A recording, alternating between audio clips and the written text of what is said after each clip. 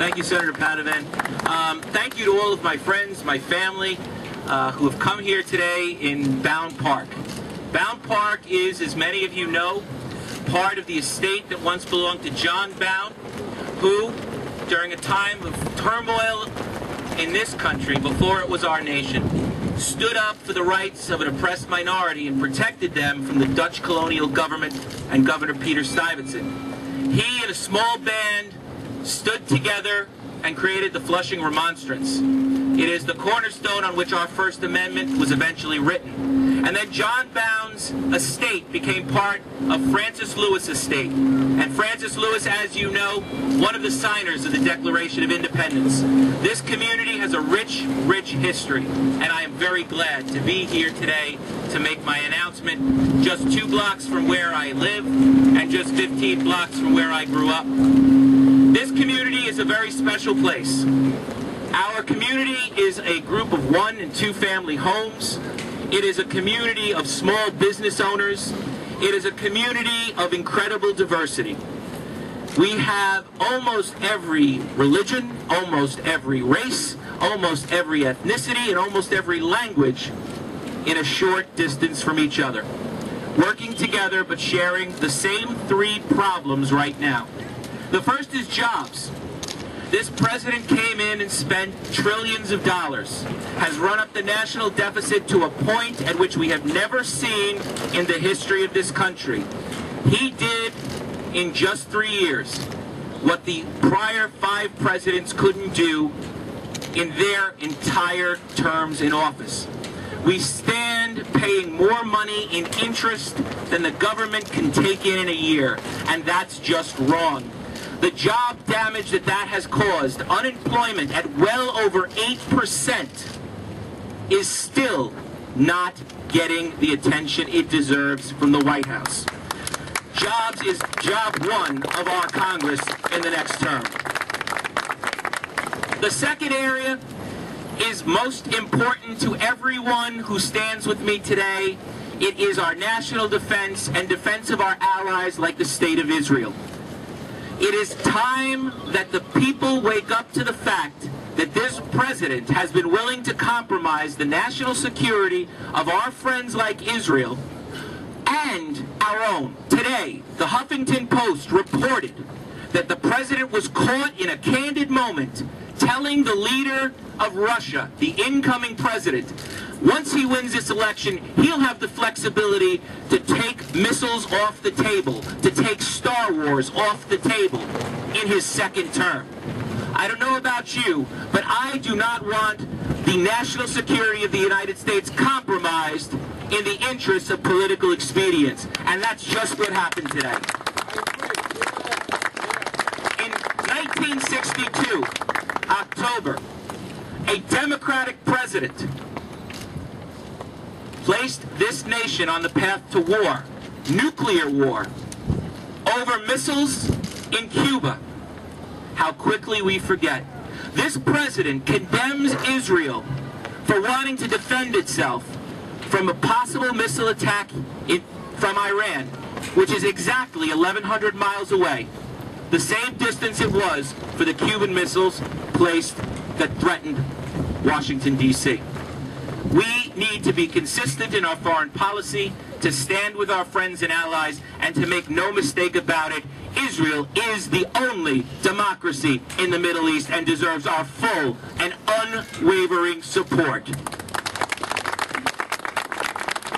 And finally, as with every component of business, gas prices are just one example. But let's talk about that. Then Senator Barack Obama got up and said to President Bush then and Vice President Cheney, you are responsible for the price of gas at $3 a gallon because you are oil mongers. Well, we are approaching a $5 a gallon gas tank now. You tell me, ladies and gentlemen, why is he no longer responsible for that cost? Was it perhaps because he chose not to build the Keystone Pipeline, despite the fact that President Bill Clinton stood up and said, we need it? He's not listening to members of his own party when they call for a reasonable energy approach. We have frozen offshore drilling at this point. We have no hope of getting natural gas production moving in this country. They have refused to talk about nuclear energy. What energy source are we supposed to rely on in the 21st century that doesn't come out of the ground in the Middle East? It is absolutely a threat to our national security to not be exploring alternate energy and not explore the very energy sources we have in this country. We need to start moving in the right direction on those issues. Connected to all this are the suffering of our small business owners and our homeowners, whose tax burdens year after year have gone up, despite the fact that our economy has taken an incredible downturn. Whether it's the price that they pay for gas and oil to be delivered, or the taxes that their government impose on them, or the rigmarole they have to go through to get it. I met with some small business owners just the other day, and they were trying desperately to find the formula that would make it possible for them to stay in business. And they just can't do it. Because the bottom line of rent, followed by purchase costs, followed by taxes, followed by bureaucracy, makes it almost impossible for them to do what they need to do. Hell, the city of New York is exporting its tax services to New Jersey and Pittsburgh. Something's wrong when our tax dollars have to be sent to another jurisdiction because they can't collect them here. I'm running because those three issues, jobs, our national security in Israel, and gas prices and our relations with our small businesses, are what are at the heart of the problems that this country needs to solve. I'm asking for the support of my community that I have served and been a part of for a very long time, to come out and say it's time for a real change.